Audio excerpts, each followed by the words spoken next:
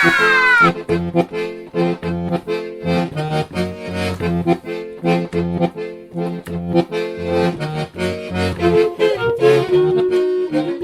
recreo paso moi ben regaifando coas miñas amigas e amigos e tamén con Sabela e así non teño frío. O regaifo todo o día, porque de noite eu estou super caladeiro e super baixiño o regaifo. A veces, en vez de ler un conto, pois regaifamos do que pasou onte ou ese día. A xente que nos está mirando no YouTube, que non se trabuquen, que non regueifen co cubo.